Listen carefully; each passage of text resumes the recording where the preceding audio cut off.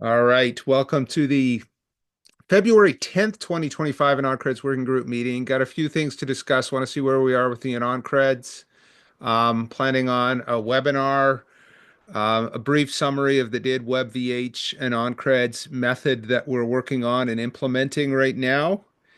And then hopefully Victor will be able to join us and do a wrap up on his work that he did with the Hyperledger mentorship project that he worked on with Mike and I.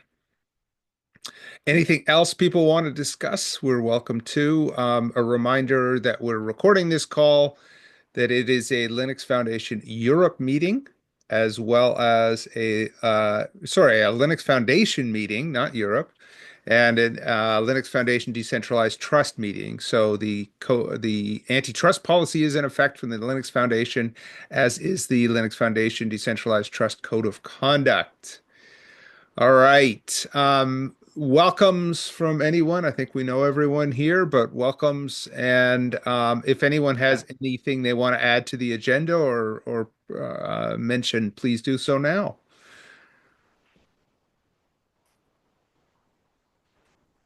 Um, I'll do an intro because I don't think I've met Mike or Mohammed before. Um, and Stephen, you might be sharing the wrong screen. Oh, I'm seeing a terminal you. window and chat and stuff like that. It's all proprietary, so we know all your Yeah, company secrets. really. I've done a Um, nice update. I'm All Kyle right. Robinson. I work with Stephen on a regular basis, actually. I work with the province of BC on the digital trust team. And I just wanted to pop in and see how things are going with the AnonCreds team. I Slowly do but steadily. I do implementations with AnonCreds for BC Gov and work with the governance a lot. And then of course, yeah, meet with Stephen all the time. So nice to meet you both. Yeah, good to meet you. All There we right. go. Great screen up Confluence. now. Thank you, Kyle. I got Confluence. Yeah. That's what you should be seeing. All right.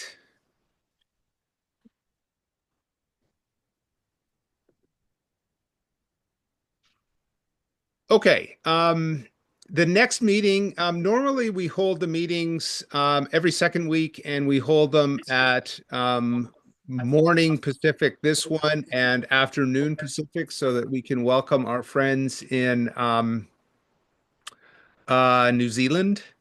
However, I can't make that meeting. I've got a conflict. I'm going to arbitrarily move the meeting for Monday, February 24th to this same time as we always do, which is 7 a.m. Pacific, 1600 Central Europe. So be aware of that. On the agenda, BBS support. Where are we, Mike, with that? I know we completed a PR. You completed a PR, and we merged it last week.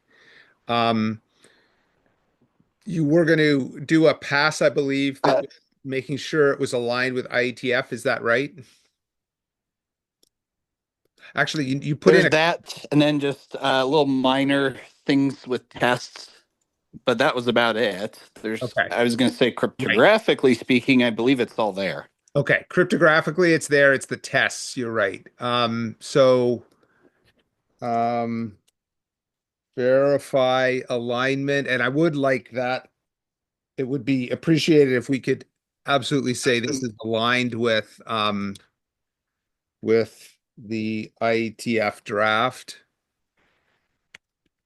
and then What parallel. I'd like to do is say this is what we do, because in some places in the draft they have this option. They have in places options, Uh-huh. and I didn't opt into those, I guess. Okay. Like, for example, they have this header that they say, oh, this is optional. And in some places I allow it to be passed, but in reality, it's not really needed for security reasons. They just add it as like maybe a domain separation, but again, not really necessary. And then other places I would have had to refactor the code even more. And so I just didn't even bother. I just said, well, I'll just assume I'm not. So I'd like to document that kind of Right. stuff. Yeah. Like design choices. Yeah. Design choices. That's a good way of putting it. I like that.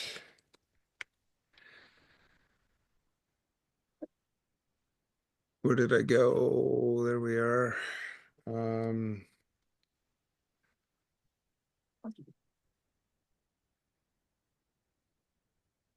Sorry about that. Okay. All right. And that will wrap it up. But essentially beyond tests, a final pass of verification, documenting as you do that, and then the parallel tests of PS signatures and BBS, and we're done. I find that really important to have those last steps completed, and then we go to a webinar. So um, I will check. Are you open to doing a webinar in March, Mike? Yeah, Yeah. I can do that. Okay. So we'll pick a time with Sean and David of LFTT and figure out the exact timing of that. The agenda is going to be roughly introduction, the capabilities.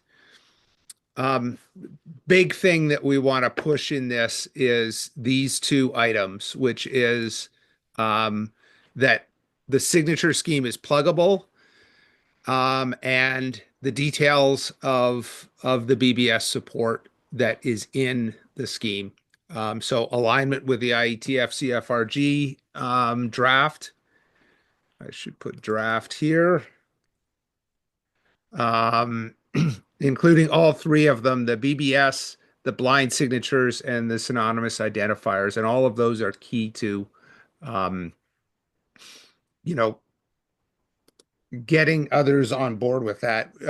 The implementation goes beyond what is in the IETF draft because it has more features, more capabilities.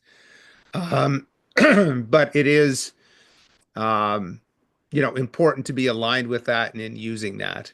And then finally, we'll figure out what we'll talk about from a scalable revocation, talking about Victor's work. And Victor just joined us. So welcome, Victor. All right. So timing would be mid-March, I think. I think that's the best way to do it. Okay. Victor, do you want a minute or two, or are you ready to go? Or I could do the next topic and then go to you after that. What would you like?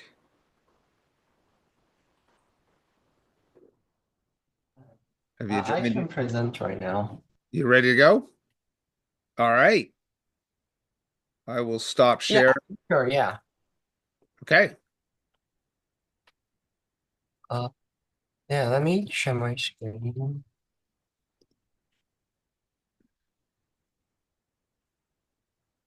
So yeah, I've made a short presentation. So this is what the entire system looks like. Yeah, feel free to interrupt me, Stephen and Mike, if Yeah. I said something wrong. Yeah, You won't say anything wrong. I certainly hope not. Hold So on. so yeah, so we have an issuer, a holder, and verifier. So Yeah. Okay. the issuer is going to create this revocation registry for the revocations, and then upon like issuer issuing a credential to the holder, this will contain like a GUID, a witness, a timestamp, and then during a revocation, the issuer will publish the revocations to this registry. A witness server will help like organizing the revocations by managing the witness update, and basically the holder will communicate with this witness server instead of communicating with revocation registry. So the witness server will monitor the registry and perform updates on the witness regularly, and I think periodically like the holder will ask the witness server to update the witness, or the holder can choose to to update their witness upon request. And yeah, so and when a verifier requests a presentation, the holder will use the updated witness from the witness server to generate like a non-revocation proof of the presentation. So yeah, I think this is what Yeah. So I'm going to jump in briefly. So the purpose of this structure and the addition of the witness server is because the calculation that the witness server must be done for a very high volume um, revocation registry is more than the holder can handle. So the idea is the holder's a mobile phone. There's thousands of revocations occurring on a regular basis because the revocation registry is millions of credentials. And so as a result,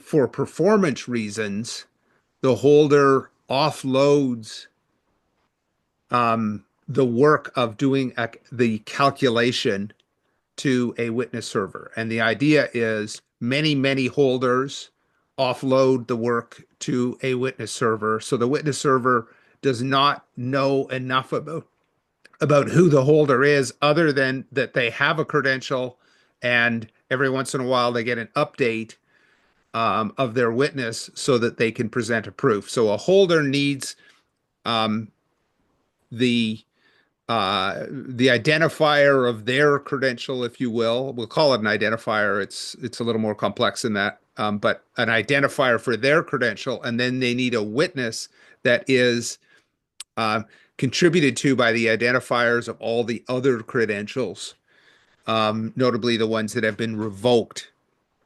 And so they need those two pieces of data, and that calculation of the witness is just too um, uh, um, too resource heavy for the holder to do in general. And the holder could do it and could retrieve it from the the data necessary, the revocation registry, but they use a witness server to offload that calculation.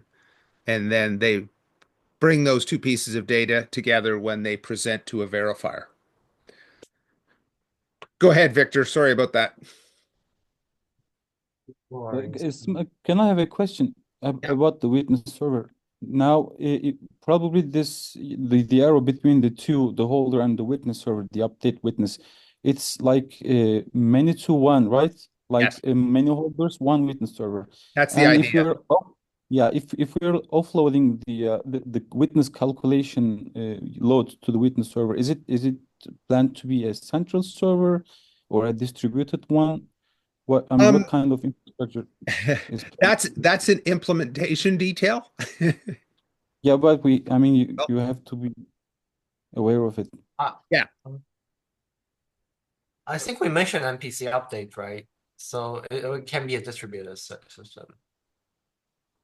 Yeah, the witness server could be one or it could be many.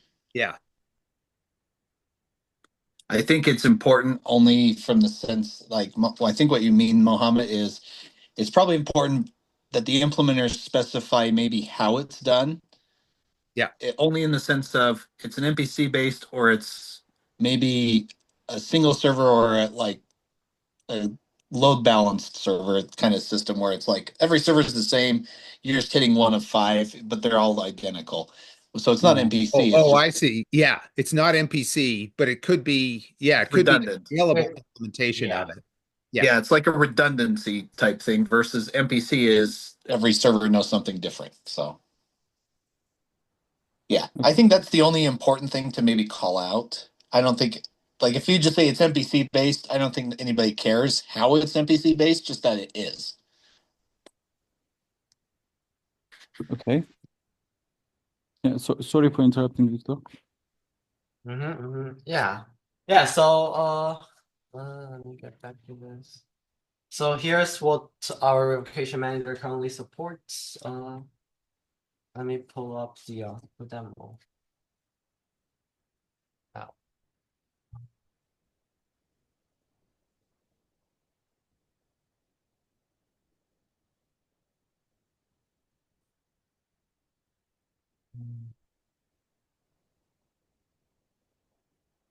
So yeah, this is what our current revocation manager looks like. Revocation manager can be MPC, so there can be multiple instances. Basically, it supports add credentials, revoke credentials, and then for the user, you can create the witness, check the witness, make the membership proof, check membership proof, and a bunch of filter functions. A demo could be, so for example, we could add a user. So this would be a user. I think this would be a credential. I can copy this and add it to the accumulator. So here you can see this add successfully, and then we can create a witness for this credential. So here's the updated credential. We can check this witness.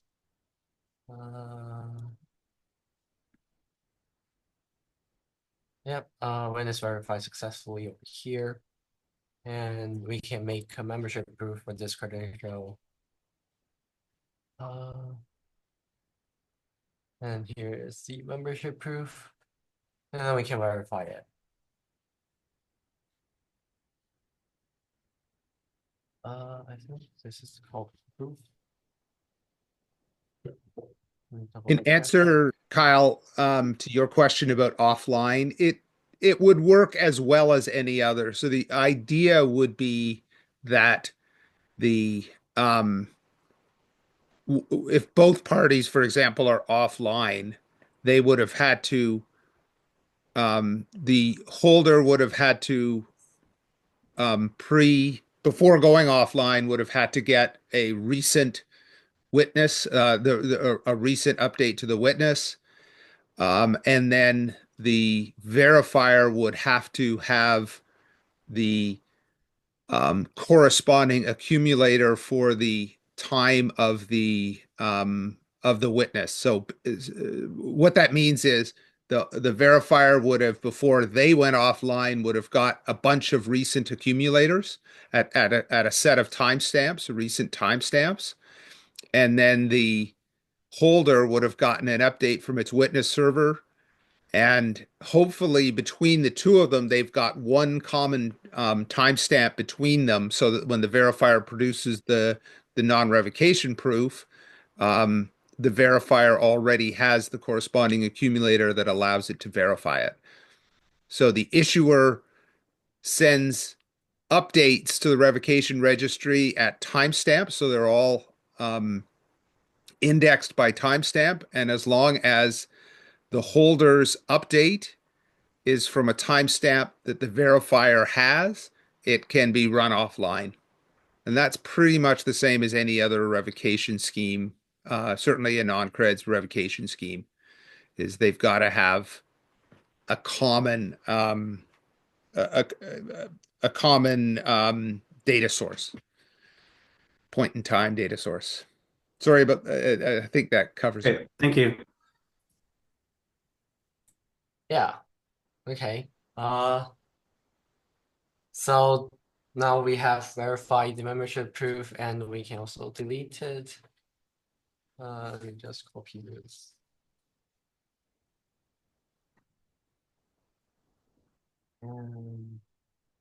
Yeah. And now it's deleted and the new accumulator updates. So yeah, this is what the revocation manager looks like. And additionally, we have a witness server which only supports one function, which is to update the holder witness periodically. So basically, there are three situations. First one is the holder timestamp is ahead of the file timestamp, which means that there is no need for an update. Or the second scenario would be the holder GUID has been included in the revocations list in the revocation registry. So in that case, we just return like revoked or none. And the last case is that it's neither of the situation, and we just update the witness. And let me pull up the demo.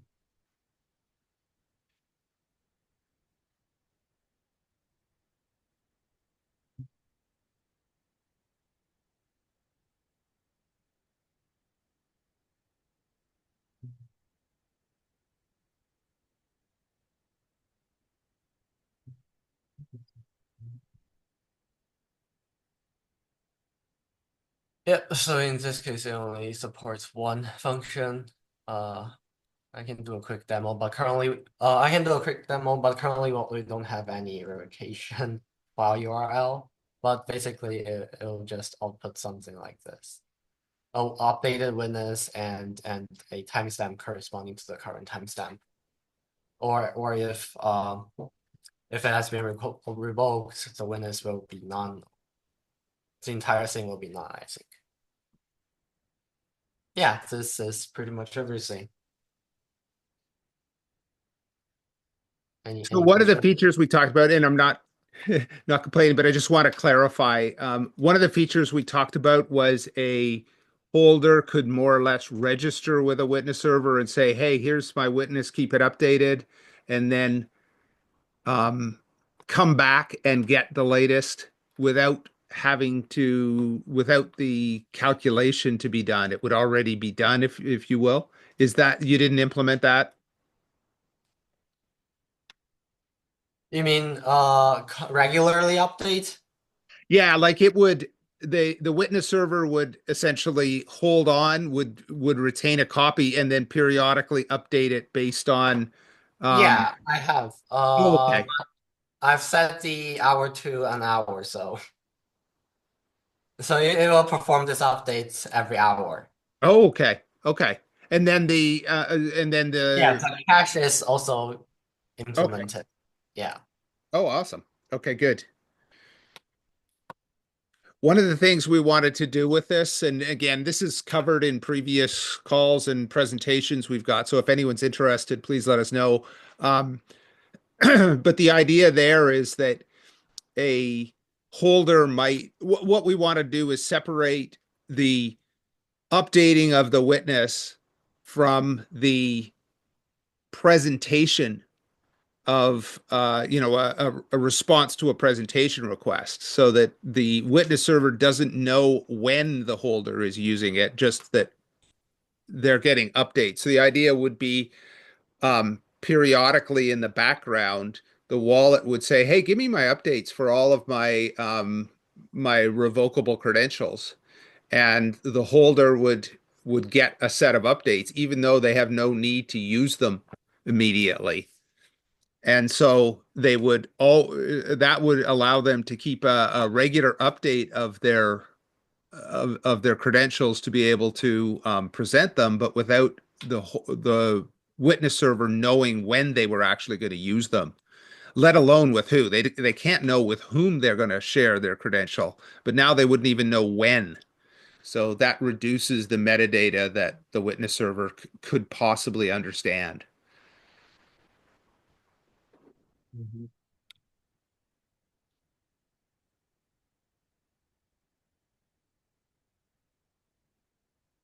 Yeah, so And the best part is no more Tails files. This replaces. Yeah, yeah, those tails. Yeah. Yep. Okay.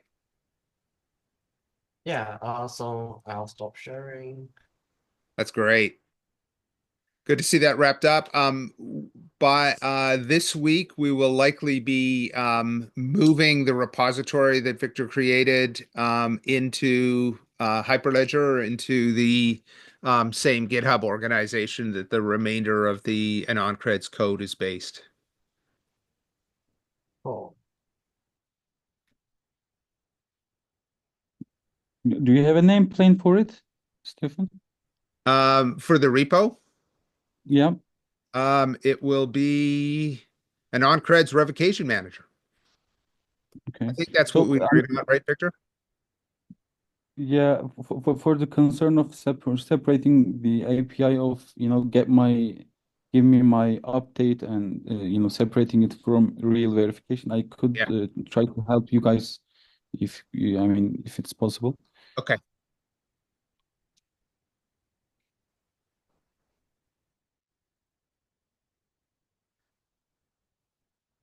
All right. Any other questions for Victor?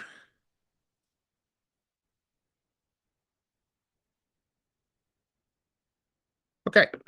The last topic I had was did webvh and AnonCreds method. So many of you know, we've been building out the did webvh, did web plus verifiable history, did method. We've got that implemented. We've got a spec that is moving towards a 1.0, and we're now building it into Akapai and implementing a did webvh server, so a web server that serves did webvh did logs, and also now serves AnonCreds objects. And so I just wanted to share how we're doing that. We have seen one demo with it all working without revocation.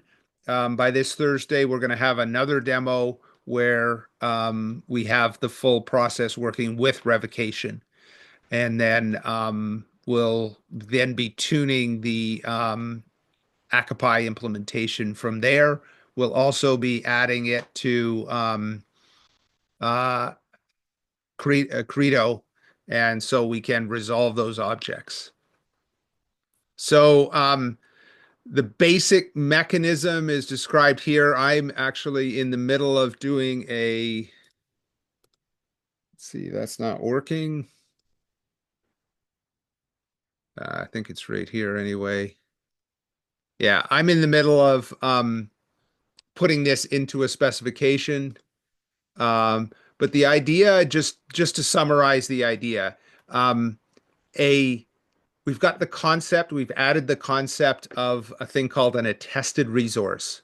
An attested resource is where you have an object, a resource, a JSON file, so an AnonCreds schema, an AnonCreds cred def, and so on. Those are attested resources, or they are handled as what are called attested resource. An attested resource has an ID associated with it, that ID contains the hash of the resource that is embedded, and then attached to it is additional metadata and a proof signed by the did controller of that resource. So you've got an identifier that has that shows that that allows verification that the resource has not been modified in any way. So there's an immutability to that resource, and there's a signature from the controller that says I signed this resource and it has not been modified since I signed it. And so that's instead of just publishing a file with no verification to it, we're publishing a file that has that verification to it. It has in the ID of the object has this hash so that you can verify it hasn't changed from the thing that was published, and you've got a proof. Once you have this thing called an attested resource, all of the objects. So this is what it looks like. It is a JSON LD object. It's got the resource is the content. So this would be a schema, cred def, and so on. So that expands out there. It's got metadata in the form of metadata and links. And then finally, we've got the proof. And the proof is associated with, is signed by the did controller. So once you have that, one more thing, which is, the identifier. The identifier looks like this. So 3 parts. You've got the did web itself, the did webvh did there. You've got this at the end of it. You've got the hash of the resource. And then finally, you've got a path to the resource, wherever the did controller wants to place the object relative to the root of the did web. They can put it anywhere, and that's how you get how you identify it, how you pass the identifier around, and then how that identifier gets resolved to get back the physical file, this physical file that contains the resource of interest. So a tested resource, once you get there, For AnonCreds, we've got schemas and cred defs are simple attested resources. They've got they get calculated as an attested resource. That gives them an identifier. The schema identifier goes inside the cred def. So given a cred def, you can resolve the schema. The cred def gets put inside the verifiable credential that gets issued. So once you have the verifiable credential, you can extract the cred def ID, then resolve that to the actual resource and verify the resource, the cred def itself. The holder, when they construct a presentation, insert the cred def for the verifiable credential. That gives the verifier the ability to get the attested resource, and we're all happy except for revocation. Revocation always makes it more complicated. We handle revocation in two ways. The entries, the RevReg entries, these are the full state of the revocation at a single timestamp. So given a timestamp when the issuer revoked one or more credentials, they publish that as a RevReg entry. This is the same as what happens on Indy. In this case, they simply publish the RevReg entry as a attested resource. So again, they take the RevReg entry, they embed it in an attested resource, they get the hash of it so that they get the identifier, and there's a proof associated with it. So that's easy. The tricky part is that there's no place to put the RevReg entry identifier such that the holder can get the particular entry that they need, and the verifier can know which entry that the holder used in producing their proof. So the way that gets done is we come back to the RevReg definition, the RevReg def. Again, this is an object that is stored on Indy. It says, hey, I've got this RevReg, this revocation registry is associated with a particular cred def from a particular issuer. And what we do here is a little bit tricky, but the RevReg definition, the information it contains is an attested resource. So it is the resource.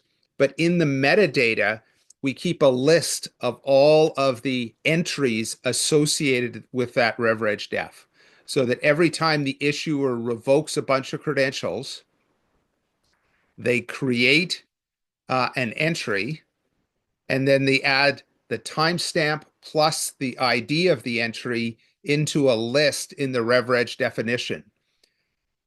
And because that is in metadata, not in the RevReg def itself, the hash of the RevReg definition doesn't change, so the identifier doesn't change. The proof is updated and signed with the new RevReg entry that's been included in the list. So to create a proof, the holder retrieves the RevReg definition.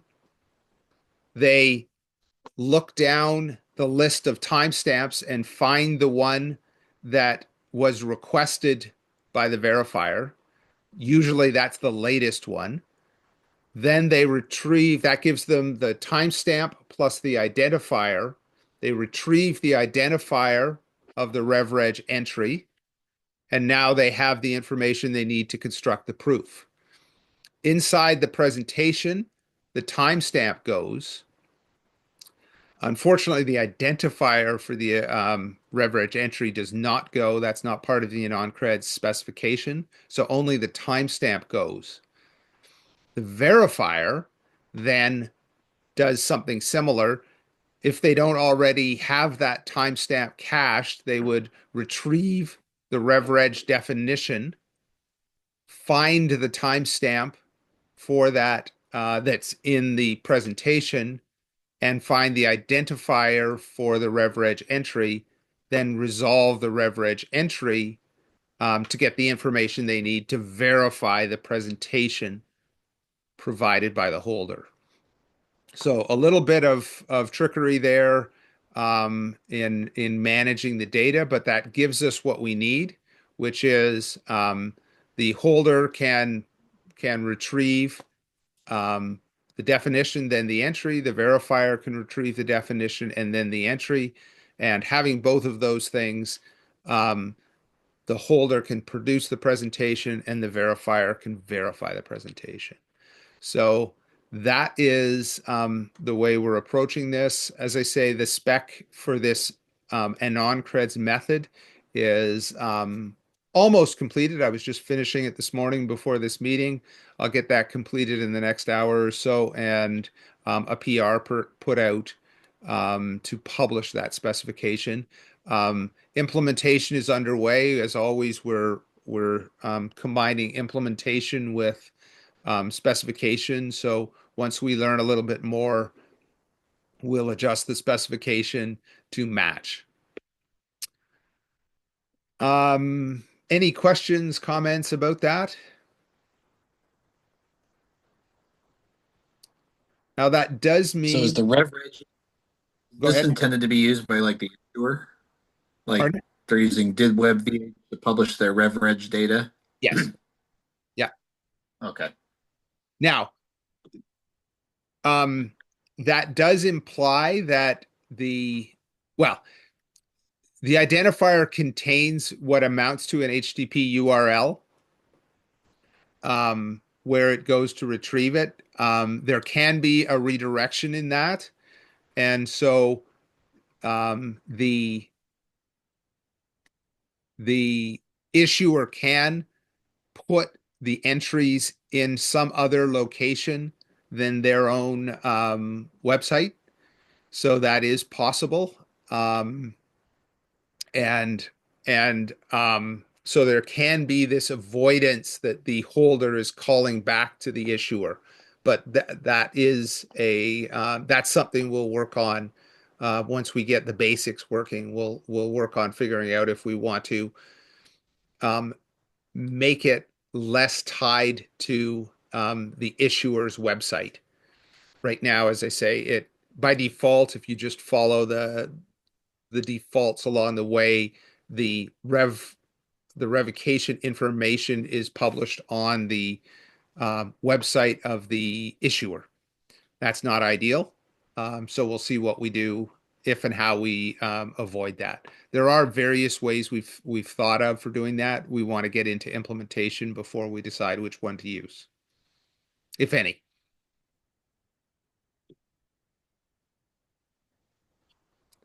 And that's about it.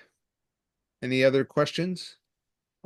Would you be open to also having an alternative format Yes. that doesn't use DIDs? It uses provenance logs. What do you mean? Well, provenance logs is another like I think simpler, better approach that Dave Huseby came up with to carry. So this could also work for this. Can you put into the I just wrote it so I have a note for myself, but could you put into the is there a yeah, let me get the spec. I'll Other than there. Manu and various other people came up with a new spec called CEL for verifiable logs. So it might be something similar. Well, provenance logs allows recovery in the case that it's hijacked from you. I haven't seen anything that does that. Carry kind of does that, but not really. So that's why I like provenance logs.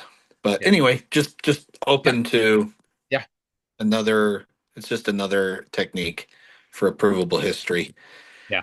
With different features. All we need in AnonCreds is an accumulator, the state of the credentials, and a timestamp. Those are the three things that an AnonCreds revocation scheme needs. So if there's a way to accomplish that, we're open to different ways. Okay. Did you find the link? Yeah, I'm just about paste it in here. Okay. So There then, you go. okay, thanks. I will get that into the agenda and I'll take a look.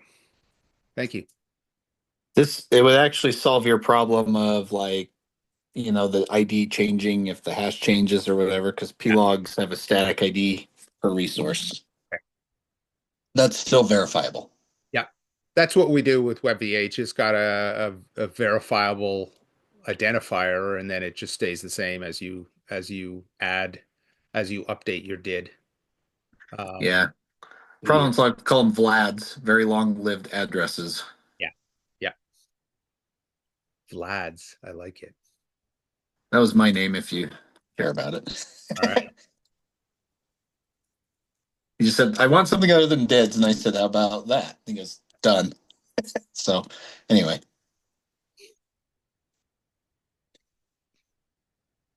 Very long structure. Yeah, very long-lived addresses. They're verifiable. The main thing that I mean, I don't want to hijack too much, but I'll let you guys go look at. But the main thing is to enforce all the rules is it uses a WebAssembly cryptographic construct to execute the rules.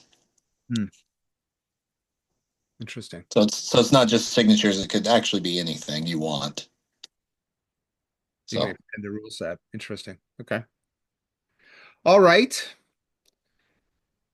That's all we have for this. We'll meet again in a couple of weeks, and as mentioned, Mike and I will start to plan a webinar with folks. One thing I'd like to add is maybe we could do a by the end of this week, what would you like to see? Let's try and do that. That'll kind of force me to go, oh, I got to go visit this. Yeah. As I say, the biggest thing would be, and I'll take a look at it as well, but the biggest thing is whatever code changes you need. I'd like to be able to, say confidently that this aligns with the IETF CFRG and not be lying. So you want the software design doc basically first. Yeah. That's the most All important. right, I'll do a markdown and Yeah. All right, I'll do a markdown that in the repo. How's that? Yeah. I'd like you to be able to tell me confidently that that's aligned so that I can then just parrot it. So yeah, once that's Sounds good. there, if we could get that done this week and then we start building out content, Victor we'll see about timing for this and be able to include you so that your work gets more visibility, which would be good. Shoot, there was Wonderful. other thing I was thinking. Oh well, go ahead. I'm just saying, cool. Okay, good.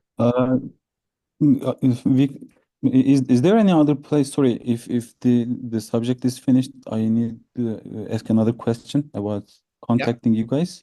Yeah. No, you're using Discord, and hey, surprise, it's banned here, and I don't use a VPN. Is there another channel, other place that you can? I mean, I can actually access, talk to Victor, so that I can help him in this coding of the API. Okay. Well, it'll soon be, as they say, it'll soon be in a GitHub repo, so you can start collaborating on issues there. Yeah. There is an AnonCreds mailing list that could definitely be used to start conversations. I remember you used to be using Rocket Chat before, but Yeah, I know. They switched to Discord, which is great. Discord's really good, but yeah, it does have this problem that people aren't allowed to use it in some places, corporate places and other. Why is that? I'm just curious. well, it's actually it's about this misuse by different people, not like me and you, Mike. So Yeah. yeah. So I mean, actually, its access by the children is a concern here. s- yeah, misuse of it, Yeah, it's a and gamers they just platform originally.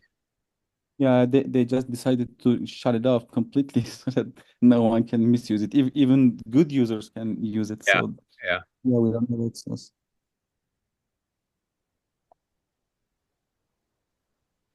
The mailing list, and as I say, GitHub issues will become available shortly. Okay. Okay. One other thing.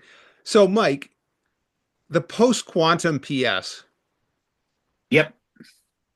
is there enough information out there that could be experimented with an AnonCreds? Yes, there is.